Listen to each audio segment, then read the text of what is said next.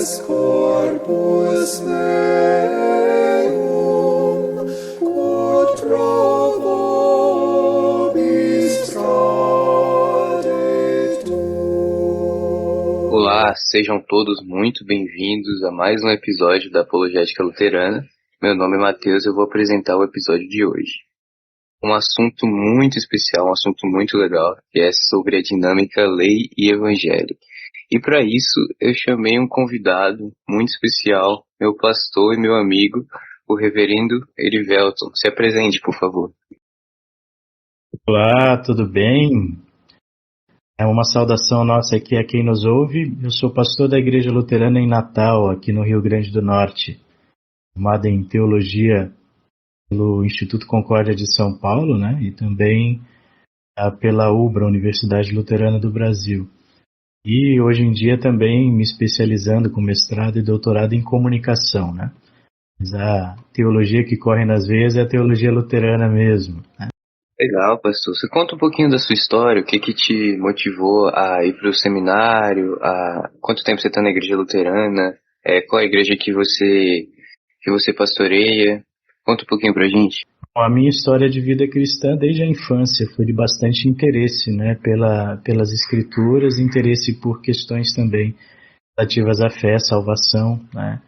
E desde pequeno eu já manifestava a vontade de ser padre. Fui batizado na Igreja Católica, né, meus familiares são de ascendência italiana e muito praticantes na Igreja Católica.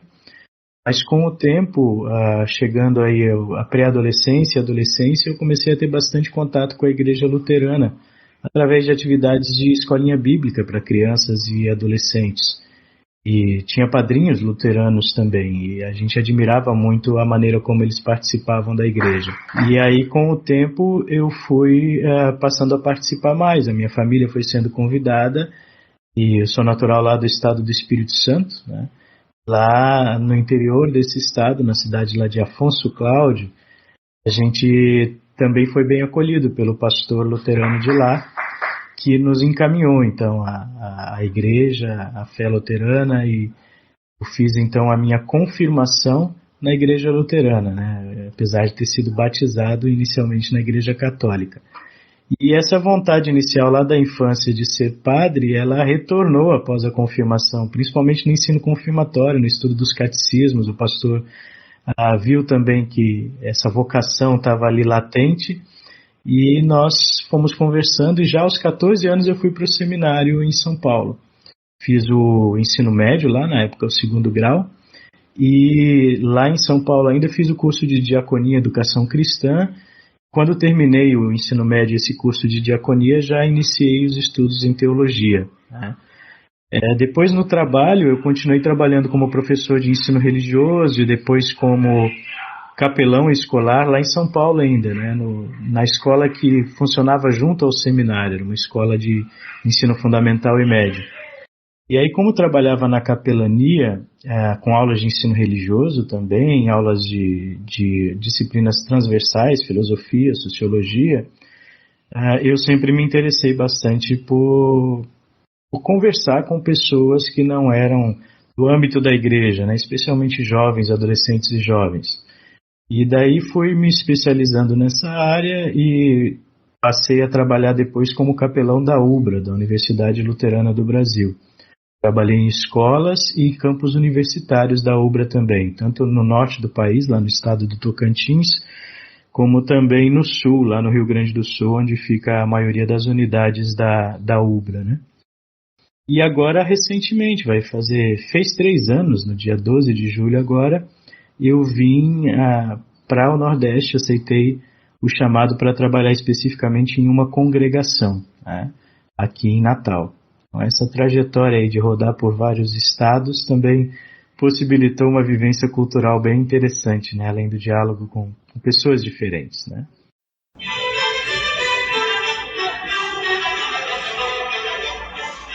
Pô, legal. Você falou que desde de criança, desde cedo, tem esse interesse na vida pastoral, né? Na exortação, tinha um desejo de ser padre, depois recebeu a vocação para ser um pastor luterano. E eu acho que esse é um tema do podcast que tem muito a ver com isso. com a prática da igreja, com a exortação pastoral, que é o tema da lei e do evangelho. Então, começando as nossas perguntas aqui, você pode definir para a gente o que é essa dinâmica de lei e evangelho na igreja luterana? Lei e evangelho é como nós, digamos assim, destrinchamos, dividimos ou distinguimos para fins bem práticos a mensagem da Escritura, especialmente para fins de pregação e, como você disse, de exortação cristã. A verdade é uma forma, uma dinâmica de interpretação e de pregação da Escritura que privilegia a centralidade em Cristo. A lei serve para conduzir até Cristo. E o Evangelho, serve para dar às pessoas o que Cristo veio conquistar, mostrar a elas a mensagem do perdão e da salvação. Lei, basicamente, é ressaltar e mostrar a doença humana, identificar, ou fazer com que as pessoas possam identificar a partir da palavra de Deus que elas precisam de solução, precisam de remédio para a sua vida. E o Evangelho é o remédio propriamente dito, é o tratamento que elas precisam com a mensagem da salvação e do perdão, que cura e que traz nova vida. A gente separa, distingue lei e Evangelho para fins práticos, mas essa mensagem ela está intrinsecamente ligada. Nos textos bíblicos você tem em todos eles lei e Evangelho juntos, atuando aí para a nossa salvação. Sim, sim. Eu achei interessante também as coisas que eu estava estudando, que lei e evangelho, na verdade, é uma só palavra de Deus, que é dividida com lei e evangelho, que se apresenta como lei e evangelho. Como se fosse duas mãos, que com funções diferentes. Como você disse, que é o remédio, você pode fazer um diagnóstico da sua igreja, e se ela está precisando de lei, para que venha a se arrepender, a crer ou a praticar as obras, ou se ela está precisando do evangelho, que traz o conforto. E nesse sentido, quais são os 3 usos da lei que a gente encontra lá nas confissões luteranas e na teologia? A gente fala normalmente em 3 usos da lei como freio, espelho e norma.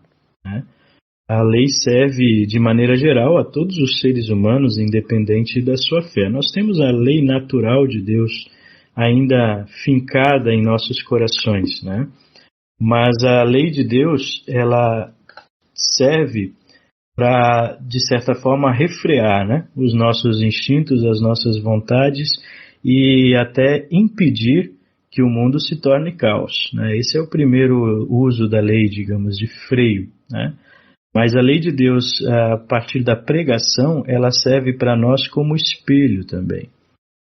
A nossa consciência nos avisa, mas por outro lado a palavra de Deus avisa mais. A lei nos mostra como nós somos, como um espelho mostra a nossa real situação de corpo, a lei nos mostra a nossa real situação espiritual. E o terceiro uso, como norma, é propriamente quando a gente tem, pelo Espírito Santo, a fé em Cristo, a possibilidade de ver na lei de Deus um guia para uma nova vida de obediência e de prática de boas obras. Então, esses três usos da lei, tendo como principal, para a conversão, para a mudança de vida e para o arrependimento, o segundo uso até, como espelho, que mostra os nossos pecados e mostra a necessidade que nós temos de Cristo em nossa vida. Então, é dessa forma, lei como norma, como freio, como espelho. Muito bom. Isso realmente é muito útil para a gente entender a Escritura. E assim, como é que a gente evita alguma confusão sobre o que é lei, o que é evangelho? Como é que a gente sabe direito a aplicação prática disso quando a gente lê a Escritura? Nós, como seres humanos, a gente tem uma tendência a transformar toda a mensagem em lei.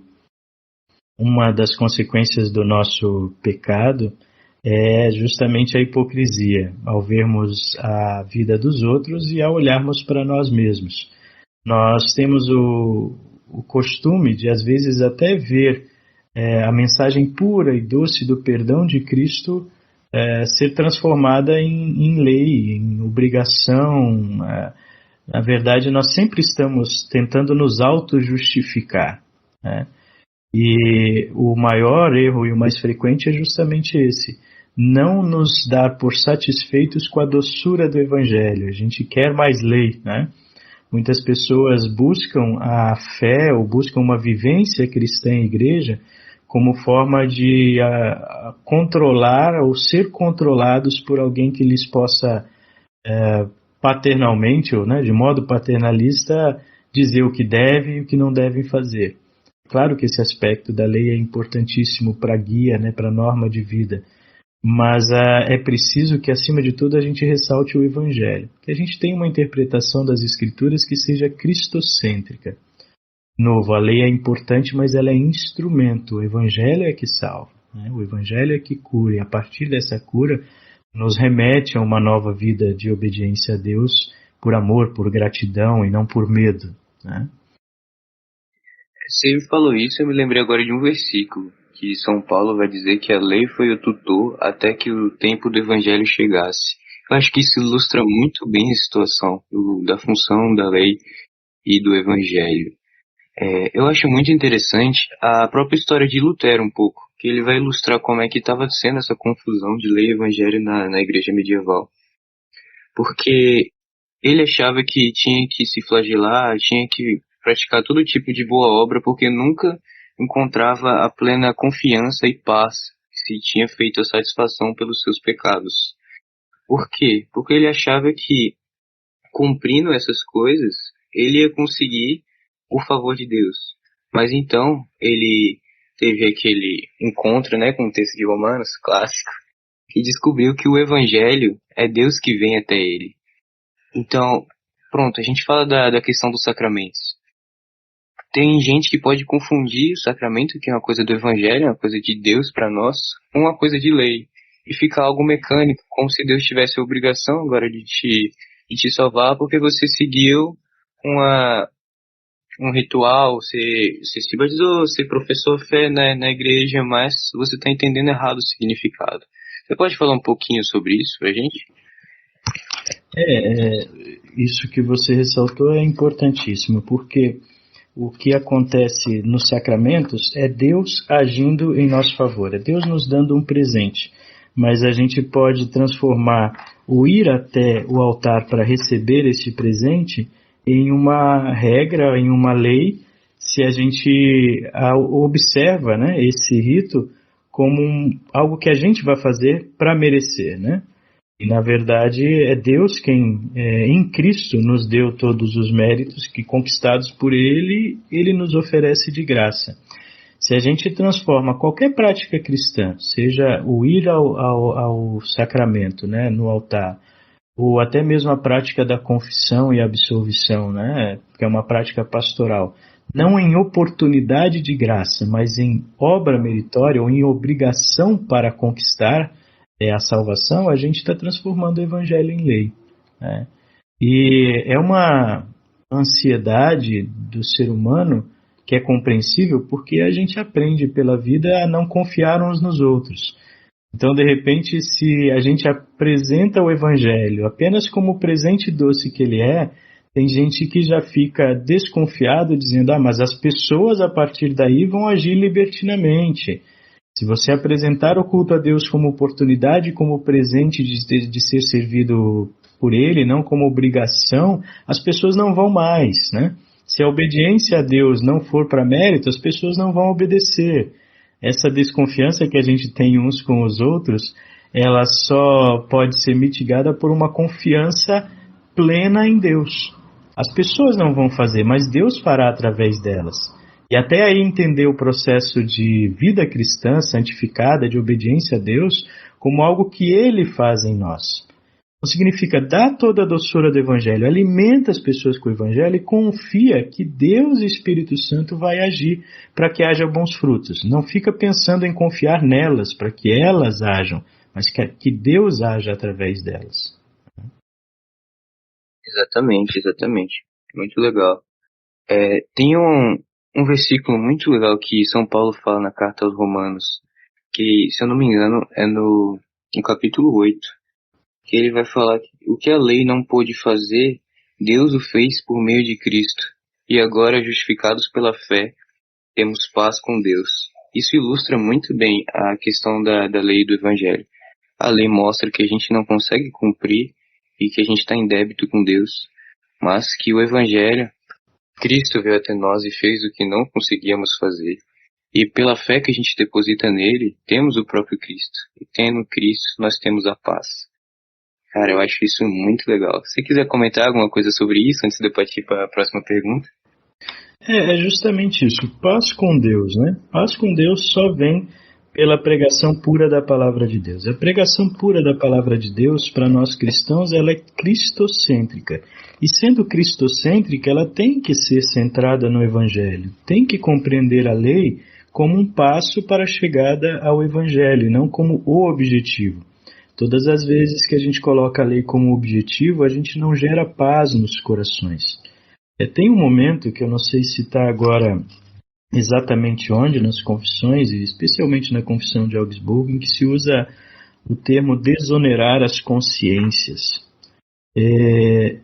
Na verdade, a atividade dos reformadores luteranos foi justamente essa, de buscar aliviar o sofrimento de consciências que estavam atribuladas lá no cristianismo medieval por uma visão de Deus que era a visão de um Deus que o tempo todo está nos vigiando para cobrar e para punir, que não deixava transparecer a visão de Cristo como Salvador que ama e que perdoa.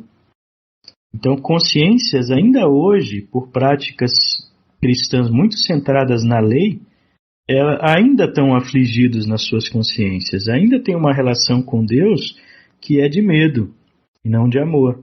A relação de amor que Deus quer, porque Deus é amor, assim Ele se apresenta a nós, é a relação que passa pelo Evangelho e que se dá no Evangelho. Então a lei ela só tem o seu sentido subordinado, digamos assim, ou em função do Evangelho. Até sobre as cerimônias que você tinha citado, Mateus, enquanto falávamos eu voltei a folhear aqui, a Confissão de Augsburgo, quando fala da missa, no artigo 24, em um momento os confessores dizem o seguinte, quando falam das modificações na missa e da tradução de hinos na linguagem do povo e tudo mais, eles dizem em um momento assim, a finalidade principal de todas as cerimônias é que o povo delas aprenda o que lhes é necessário saber de Cristo. Então, tudo o que a gente faz na nossa vida cristã é para levar-nos a Cristo. Que a gente aprenda a viver com Cristo. Então, é isso que a gente chama, né, de pregação de lei e evangelho, de uma prática de vida cristã cristocêntrica de fato, né?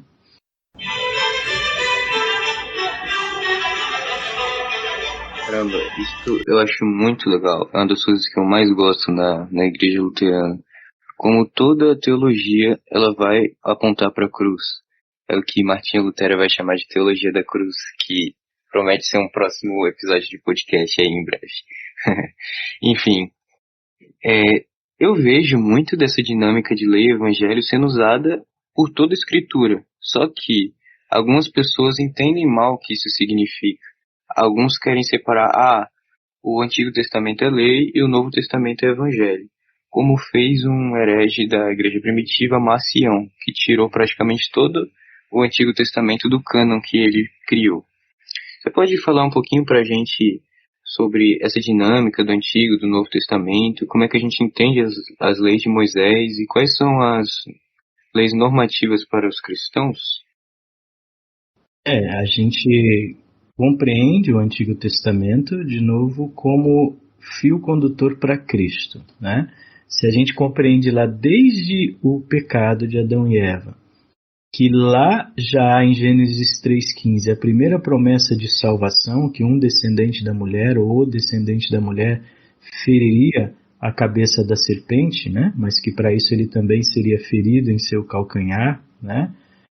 A gente tem já desde ali um fio que se abre. Um professor meu, saudoso, o professor teólogo Delmar Ross, que faleceu muito precocemente, mas era uma pessoa genial, chegou a ser professor em Oxford também, né? Ele dizia que ali se abre um fio que você deve puxar esse fio vermelho quando vai interpretar todas as passagens do Antigo Testamento. Um fio vermelho que conduz a Cristo. Esse fio vermelho está presente nas profecias, está presente na condução de Deus do seu povo, desde o chamado a Abraão até passar pela proteção através de José, até passar pelo Êxodo, né, e por toda a lei dada por Moisés. Esse fio vermelho está presente nos sacrifícios, né, como tipos do que ia acontecer com Cristo depois, né, como prenúncios do que viria a acontecer para a nossa remissão. Enfim, trata-se de, em todos os textos do Antigo Testamento, puxar o fio vermelho que leva a Cristo. E isso é encontrar em todos os textos o Evangelho. Então, até mesmo textos que nos parecem somente lei, isolados, eles devem ser interpretados no contexto da Escritura, e aí a gente importa, digamos assim, o Evangelho, quando a gente vê como aqueles textos preparavam para Cristo, como aquela mensagem ali preparava para Cristo. E no Novo Testamento, da mesma forma, como o que está escrito depois da vinda de Cristo e da sua obra por nós é consequência da obra de Cristo. Então, de novo, né, Cristo é a chave hermenêutica para olharmos todos os textos. E assim a gente vai encontrar Evangelho em todos os textos bíblicos, né? Muito legal, muito legal. E uma pergunta que eu vou fazer, que é a dúvida de muitos ouvintes, inclusive já veio muita gente me perguntar, quais que são as leis que o cristão deve seguir, o cristão regenerado? No caso, seria o terceiro uso da lei. Por que ela serviria e quais são elas? E por que que a gente não segue as leis levíticas do Antigo Testamento? Como é que isso fica na teologia luterana? A gente normalmente distingue entre lei civil, lei cerimonial e lei moral, né? No Antigo Testamento há muito que é lei civil. Muito do Antigo Testamento das leis, especialmente ali, né, no Levítico, no Êxodo, enfim, no Pentateuco, são leis civis que diziam respeito à formação de um povo que Deus estava conduzindo, como crianças recém-nascidas, até que eles pudessem chegar a uma maturidade, no sentido de estarem maduros num contexto todo para receber o Cristo, né? Mas ali a gente tem então muita lei civil, que não é imposta a nós, mas que era imposta a um povo específico sendo guiado por Deus, e que tinha o seu sentido no contexto em que aquele povo vivia, e assim tem que ser interpretada, contextualmente. A gente tem também, né, nos textos do Antigo Testamento, muita lei cerimonial, leis que a gente normalmente identifica de cara quando vê leis sobre comida e bebida, sobre dias santos, sobre festas religiosas, né? Essas leis também tinham o sentido de manter o povo, né, ligado a Deus, ligado à sua promessa da vinda do Messias. E de também mostrar que esse povo era separado por Deus para ser santo, diferente dos outros povos. Então muitas leis cerimoniais, elas tinham um aspecto simbólico, de mostrar ao povo que eles não se misturassem, que eles não caíssem no sincretismo, em relação a outros povos, para que eles permanecessem como o povo de Deus, uma linhagem que pudesse chegar até a vinda do Messias, e aí sim a vontade de Deus ia ser manifesta para todos os povos, né? A salvação de Deus seria manifesta para todos os povos. Muitas dessas leis cerimoniais também diziam respeito à saúde. Hoje a gente compreende. Algumas comidas não eram saudáveis para um povo que vivia no deserto, sem condições de conservação e de cuidados necessários. Outras comidas, outras práticas eram necessárias para um certo distanciamento em momentos em que as pessoas estavam enfermas, em uma época em que não havia conhecimento e tratamento como a gente tem hoje. Então a gente tem que compreender tanto a lei civil como as leis cerimoniais como um momento da vida de um povo, mas ali também é possível ver o amor de Deus, o cuidado de Deus, e até de maneira simbólica o prenúncio de algo que ia acontecer lá na frente com o Messias. E a lei moral, essa que está resumida nos 10 mandamentos, é a que a gente segue propriamente, são princípios éticos para a vida cristã. Agora, a gente interpreta os 10 mandamentos à luz do Sermão do Monte, né? Porque ali Cristo mostrou como ele olha esses textos, não pela fria literalidade da palavra, mas pelos propósitos com os quais Deus deu aquela lei.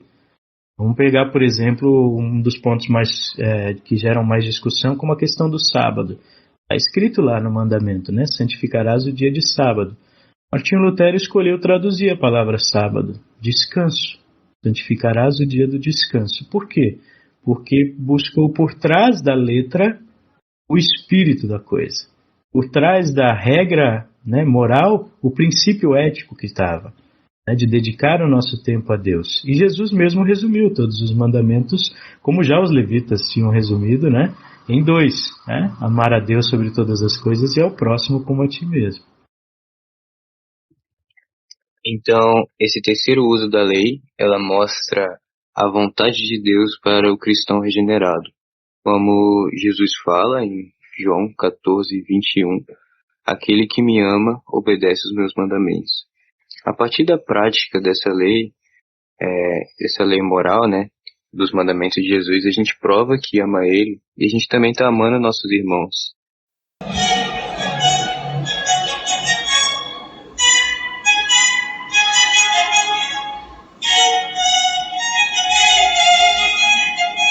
Enfim, partindo para a próxima pergunta, você estava falando aí sobre a reação humana que muita gente tem quando não entende a graça do Evangelho, quando não entende que é um presente merecido, gratuito, que não leva em conta os nossos méritos.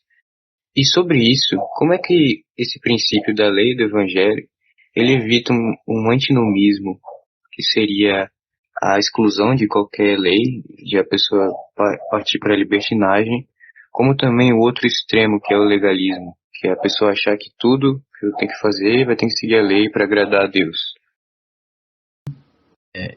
O antinomismo, né, que é a ideia de que já que eu tenho o Evangelho, eu devo abolir toda a lei, devo fazer o que manda o meu coração, né, que é uma versão adaptada do hedonismo, né.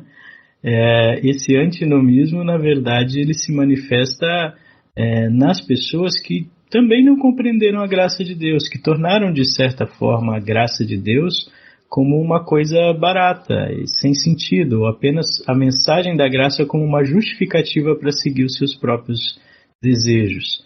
E aí há que se questionar, essas pessoas foram realmente regeneradas pelo Evangelho, ou elas só estão usando a mensagem do Evangelho como um pretexto, né?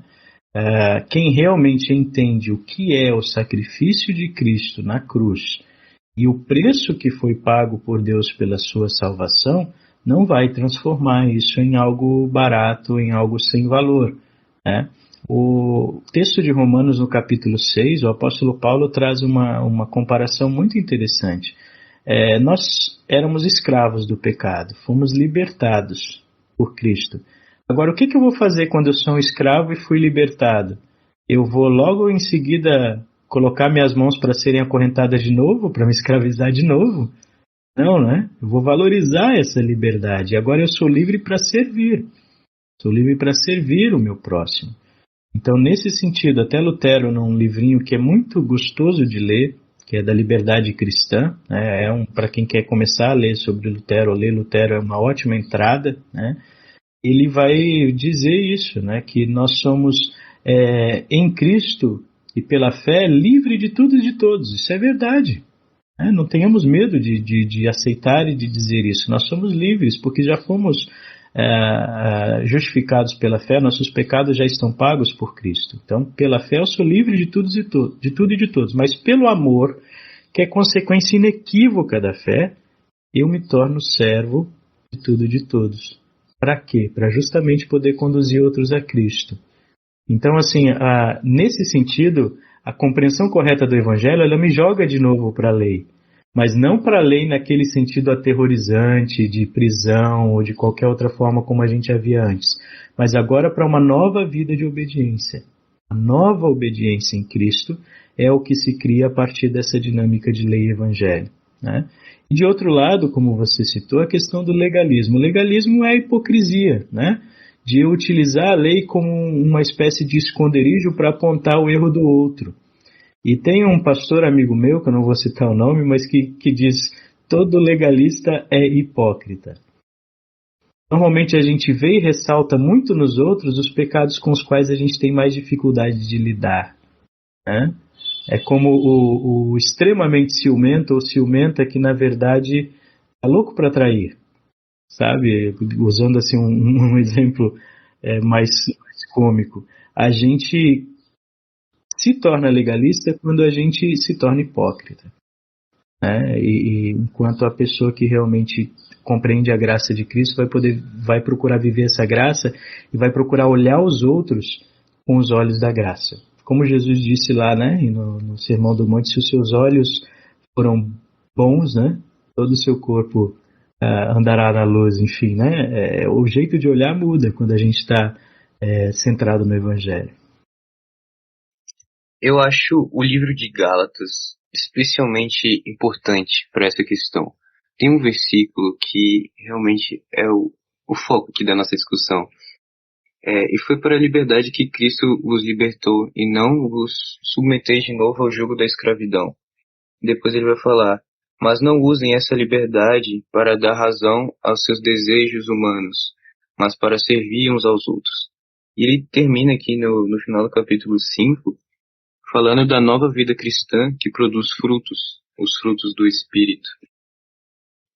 Continuando aqui a nossa discussão, como é que esse princípio pode ser visto na Sagrada Escritura? Você pode trazer um exemplo de uma aplicação de um texto em que a gente possa aplicar esse princípio da lei evangélica como algo hermenêutico para que a gente possa interpretar a Bíblia? Uhum. Olha, vamos pegar primeiro um texto que digamos assim, é centrado em evangelho, né? É João 3,16, que muitos cristãos sabem de cor, né? Porque Deus amou o mundo de tal maneira que deu o seu Filho unigênito para que todo aquele que nele crê não pereça, mas tenha a vida eterna. Você olha a princípio e vê ali evangelho, puro, né? Puro evangelho. Mas digamos que eu vá escrever sobre esse texto, pregar sobre esse texto, utilizar esse texto nessa dinâmica de lei e evangelho. Eu tenho ali lei? Tenho, né? É só pensar no oposto, né? Deus amou o mundo tanto que deu seu único Filho para que todo aquele que nele crê não pereça, mas tenha vida eterna. A nossa condição humana é de perecer. A nossa condição humana é mortal. A nossa condição humana é de já nascermos, né? E a gente olha o contexto, Jesus conversando com Nicodemos, né? Já nascermos mortos, né? Precisamos de um novo nascimento. Tudo isso é lei, ali está o espelho de quem nós somos, né? No próprio versículo e no contexto. E evangelho é a doçura da mensagem de Cristo, né? A doçura de que Cristo fez o necessário, que não foi barato, foi caro para ele, mas ele fez o necessário para que tivéssemos a salvação. Então você vê ali num texto que é praticamente só evangelho também, a lei de Deus, né? Subliminar e contextualmente, né? Enfim, se formos pegar um outro texto que também nos parece só lei, vamos pegar lá um mandamento mesmo: não matarás. Vamos pegar o curtinho, né? O versículo lá de Êxodo 20, não matarás. É lei, não é? É uma ordem de Deus e é enfática e negativa de que você não vai matar. A gente vê primeiro uma coisa interessante no próprio texto. O que você tem como no próprio português, né, na tradução, como tempo verbal, ou enfim, como forma verbal. Você não tem um imperativo ali, não mate, né, embora algumas traduções na linguagem de hoje tragam, né? Provavelmente a forma mais correta de traduzir é justamente não matarás, porque é uma consequência. Se você olha o texto lá de Levítico no contexto, também você vê que Deus está dizendo: vocês são meu povo e eu sou o seu Deus. Por isso, vocês não vão matar, vocês não vão adulterar. Ou seja, a consequência de uma vida com Deus é uma vida que valoriza a vida do próximo. E por que valorizamos a vida do próximo? Porque ela é cara para Deus, ela é preciosa para Deus. Tão preciosa a ponto de Ele dar o seu Filho Jesus. E aí, de novo, do não matarás, a gente lembra o que é vida. E qual a vida que temos? Qual o valor da nossa vida para Deus? O valor é mostrado em Cristo, que resgatou a nossa vida dando a sua própria vida por nós. E aí a gente tem o doce evangelho. Mesmo na pregação sobre um mandamento curtinho, não matarás. Então é um exercício que a gente pode fazer diante de todo e qualquer texto bíblico. Contextualmente, levando para Cristo, a gente vai ter tanto lei como evangelho nessa dinâmica, né? Um trecho bíblico que eu acho muito claro a respeito disso é Efésios 2, porque ele começa dizendo: vocês estavam mortos por causa das transgressões e faltas que cometiam. Vai terminar dizendo que por causa das nossas más ações nós somos filhos da desobediência e debaixo da ira de Deus. Só que ali tem um conectivo adversativo que muda completamente tudo. Todavia, Deus, que é rico em misericórdia e pelo grande amor que nos amou, deu-nos vida juntamente a Cristo. Cara, isso pra mim é sensacional. Como é que ele vai fazer essa aplicação do uso da lei, vai contrastar com a beleza e a graça do Evangelho? E isso não é uma novidade teológica que Lutero vai trazer na Reforma, porque tanto nos pais da igreja isso é muito presente. Eu trouxe duas citações, né, de Santo Ambrósio, que ele vai falar exatamente dessa maneira aqui que a gente está aplicando a lei ao Evangelho. Vamos lá, entre aspas. Ele nos deu a lei e acrescentou a sua graça. A lei denunciou o pecado, mas em uma situação perigosa não poderia contê-lo inteiramente. Pois eu me tornei consciente do pecado que eu não sabia. Eu me dei conta de que a concupiscência era o pecado. E a partir da oportunidade proporcionada por este conhecimento, os salários do pecado se acumularam. O Senhor Jesus vem para fixar nossas paixões em sua cruz e perdoar os nossos pecados. Em sua morte, fomos justificados para que o mundo inteiro pudesse ser limpo do seu sangue. De fato, em sua morte, nós fomos batizados. Enfim, aqui ele ilustra, assim como o texto de Efésios, essa dicotomia que existe entre o pecado e como a gente está morto por causa dele, que a gente não conseguiu cumprir a lei, mas a graça gratuita que Deus dá através de Cristo. Tem vários outros pais que falam disso, Santo Agostinho fala disso, vários outros, mas enfim, para não ficar muito longo, como é que o princípio lei-evangelho ele é usado como exortação pastoral, como é usado no culto, na liturgia, e nas necessidades dos membros da igreja, pastor? Uhum. Na teologia pastoral, a gente vive situações diárias e situações assim de carne e osso, né, em que é necessário aplicar lei e evangelho, né? A gente tem situações em que as pessoas se apresentam para nós já com a lei estampada no seu rosto, com a lei clara na maneira como elas descrevem a sua situação.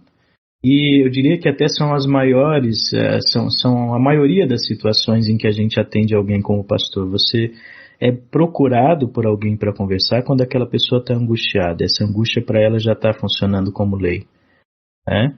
E é claro, ela, à medida que você conversa e pergunta sobre os porquês da angústia, ela mesma conversando se dá a perceber sobre a raiz, né, da sua angústia, as suas decisões, os seus pecados, a sua culpa que carrega. E daí chega o momento de aplicar o Evangelho, né? Claro, ainda necessário às vezes fazer uma exortação maior para que a pessoa abra os olhos e olhe para o espelho que ela não quer ver da lei de Deus, mas muitas vezes a questão é trazer o remédio, porque a descrição da doença a própria pessoa traz. Um outro professor meu do seminário dizia o seguinte: pensem no sepultamento, que é uma das situações mais, pelo menos para mim, né, das que mais eu me sinto digamos assim, desafiado no ministério, porque é um momento em que, o que dizer, né? Como estar ao lado das pessoas?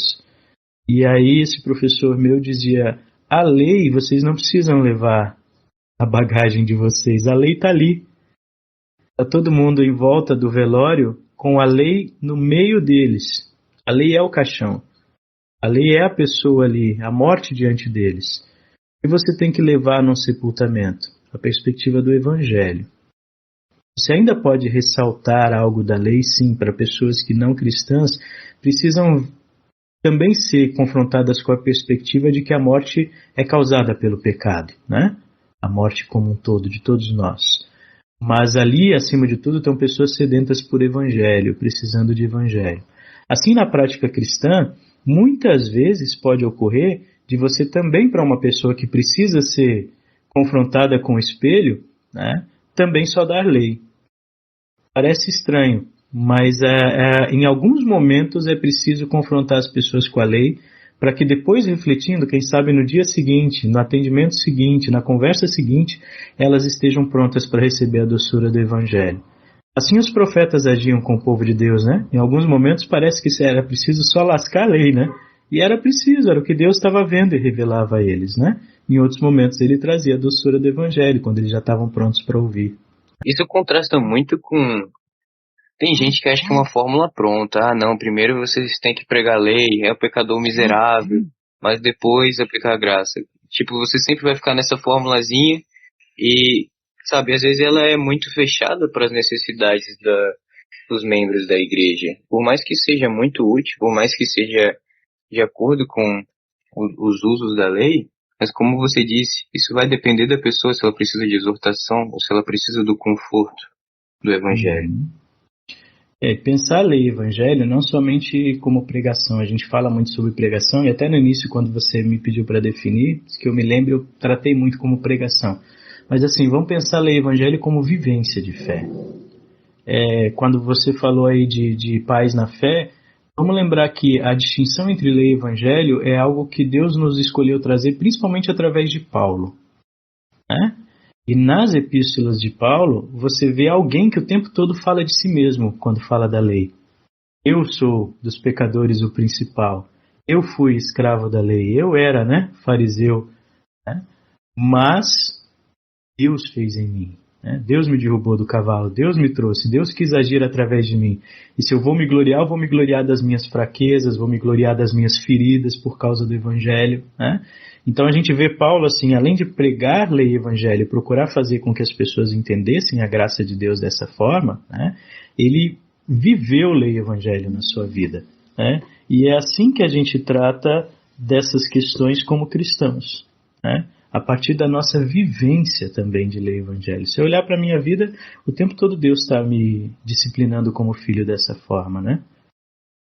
É a dinâmica de um pai, né? Que trata os seus filhos com bondade, que é amor completo por eles, mas que ainda assim também precisa, né, chamar a atenção, conduzir, orientar, unir às vezes, né?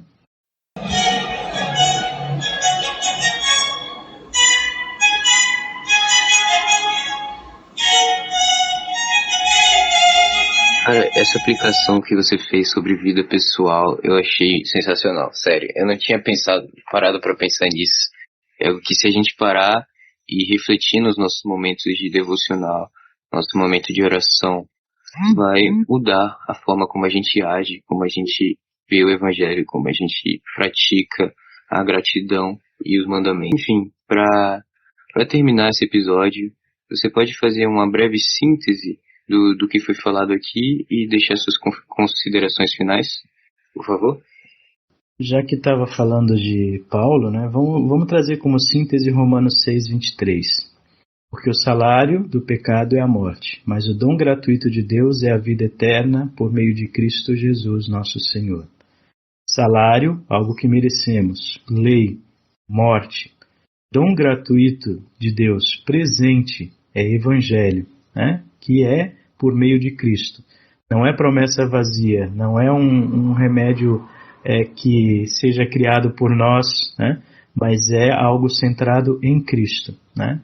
Nós vemos através da lei a nossa doença, através do Evangelho a cura. Nós vemos através da lei moléstia, através do Evangelho promessa de Deus, esperança e certeza para a vida eterna. Então essa dinâmica é maravilhosa. Ela é uma dualidade que parece criar às vezes tensões na nossa mente, mas é aquela tensão do crescimento, né? Que é o que Deus quer para nós e fundamentalmente para que a gente traga outros para a fé em Cristo e para a salvação. Bom, muito bom. Então, assim, revisando os 3 pontos da lei, deixa eu ver se eu aprendi direitinho com isso tudo. Ele vai refrear a maldade humana, vai mostrar o pecado e vai mostrar a vontade de Deus para os cristãos. Perfeito. Espero que tenha ficado claro.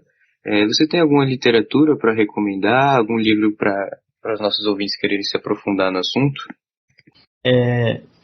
Eu recomendaria, como eu falei antes, o livrinho de Lutero, da Liberdade Cristã. Inclusive, ele se encontra disponível também na internet, algumas traduções. Nós temos também um livro Ética da Decisão, um pouquinho mais, não tão antigo, mas a partir da ética cristã, que traz bem essa dinâmica de lei e evangelho, do George Forel, se eu não me engano aqui o nome. Acabei não separando aqui nas mãos, mas a gente pode indicar outros livros também, né? Podem nos procurar aí nas redes sociais ou por e-mail, que a gente pode indicar outras literaturas também, né? Tem, para quem quer se aprofundar muito na teologia luterana, tem Lei e Evangelho, né, do Walter, que é um calhamaço, digamos assim, né, de aplicação aí dos nossos irmãos na formação da Igreja dos Estados Unidos, a partir dessa compreensão de Lei e Evangelho, e há várias outras literaturas, né? Excelente, então. Pastor, foi um prazer recebê-lo aqui para mais um podcast. Espero que tenha ficado claro para os nossos ouvintes. Eu mesmo aprendi muito com esse podcast. Então, é isso. Eu agradeço. Deus o abençoe. Obrigado. Deus abençoe a você e a todos os que nos ouvem também. Grande abraço.